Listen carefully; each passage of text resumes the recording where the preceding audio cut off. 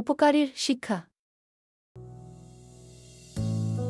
এক বনে থাকত একটি পাখি আর একটি ইঁদুর। তাদের ভীষণ ভাব হল। একসাথেই তাদের ঘুরে বেড়ানো, আবার দিন শেষে একসাথেই ঘুমোয় তারা। খাওয়া দাওয়াও একসাথেই হওয়া চাই। তেমনি একদিন দুই বন্ধু মিলে গেল কুল খেতে। পাকা পাকা মিষ্টি মিষ্টি কুল। মনের আনন্দে দুই বন্ধু মিলে কুল খায়। পাখি খায় ডালে ডালে উড়ে, আর ইঁদুর খায় গাছ বেয়ে। কিন্তু কুল গাছে ভীষণ কাঁটা।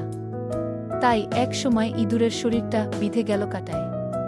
যন্ত্রণায় ইঁদুর যতই ছটফট করে ততই আরও জড়িয়ে যায় কাঁটার মাঝে। শেষে আর না পেরে কাতর কণ্ঠে পাখিকে বলে, আমায় বাঁচাও বন্ধু। বন্ধুর কাতর ডাক শুনে দ্রুত ছুটে আসে পাখি। সে তার শক্ত ঠোঁট দিয়ে কাঁটা ছাড়িয়ে মুক্ত করে বন্ধুকে। কাঁটা থেকে ছুটেই সুরুত করে গাছ থেকে নেমে ফুরুত করে নিজের গর্তে ঢুকে পড়ে ইঁদুর। গর্তের কাছেই একটি গাছের ডালে বসে মিষ্টি করে গাইতে থাকে পাখি। কিন্তু ইঁদুরটা আর গর্ত থেকে বেরোয় না। পাখি ভাবে বন্ধু বোধ হয় খুব লজ্জা পেয়েছে। এদিকে পরদিনই ইঁদুর পড়ল আরেক বিপদে। বিপদ মানে মহাবিপদ। কি যেন করতে গিয়ে সে পড়েছে একেবারে এক মোষের গোবরের ভেতর।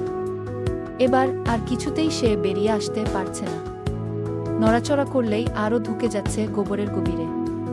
এতই গভীরে যে দম আটকে আসার মতো অবস্থা। তখন আবারও প্রাণ ভয়ে চিৎকার করে ওঠে ইঁদুর, পাখি ভাই, কোথায় আছো?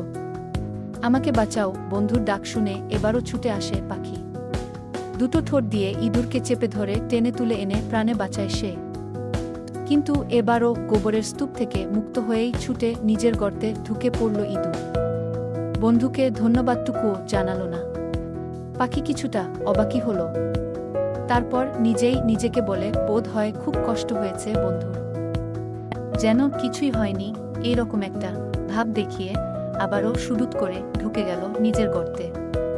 ইঁদুরের এমন ব্যবহারে হতভম্ব পাখি কিছুই বলতে পারল না। এদিকে একদিন ইঁদুর কিভাবে যেন এক মুদির দোকান থেকে কিছু গুড় জোগাড় করে আনল। তারপর একাই বসে বসে মজা করে সেই গুড় খেতে লাগল। তাই দেখে পাখি বলল, ইঁদুর ভায়া, একা একাই খাচ্ছ, বন্ধুকে ভাগ না দিয়ে কি সত্যি মজা পাচ্ছ? ইঁদুরটি কিন্তু মনে মনে ভীষণ স্বার্থপর ছিল। সে বলল, চেষ্টা করে গুড় এনেছি নিজের খাওয়ার জন্য, বয়ে গেছে ভাগ দিয়ে তার করতে তোমায় ধন্য। ইঁদুরের এমন কথায় পাখির মনে কি যে কষ্ট হলো। কেমন অকৃতজ্ঞ বন্ধু। এতবার পাখি যে তার প্রাণ বাঁচালো, সবই কি সে ভুলেই গেল? কিছুই কি মনে নেই? এবার তাই ইঁদুরকে সেসব কথা মনে করিয়ে দিতে চাইল পাখি। বলল, কুলের কাঁটায় আটকা পড়ে ওষ্ঠাগত প্রাণ, ভুলেই গেছ কে তোমাকে করল সেদিন ত্রাণ? কিন্তু এ কি? ইঁদুরটা যে কেবল স্বার্থপর তা নয়, সে তো ভীষণ নির্লজ্জ। পায়ের উপর পা তুলে গুড় খেতে খেতে সে বলল, কুলের কাঁটা দিয়ে সেদিন বিধিয়েছিলাম কান, মূর্খ তুমি, ভাবলে বুঝি বাঁচালে মোর প্রাণ? পাখি ইঁদুরের কথা শুনে একদম হকচকিয়ে গেল।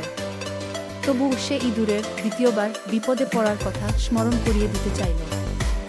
ভুলেই গেলে আকুপাকু গোবর গাদায় পড়ে, না তুললে টেনে সেদিন যেতেই তুমি মরে। এবার পাখির কথা শুনে ইঁদুর তো রীতিমতো রেগেই গেল।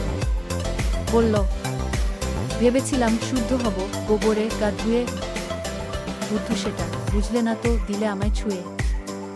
এই বলতে বলতে স্বার্থপর ইঁদুর সবটুকু গুড় একাই সাবার করল।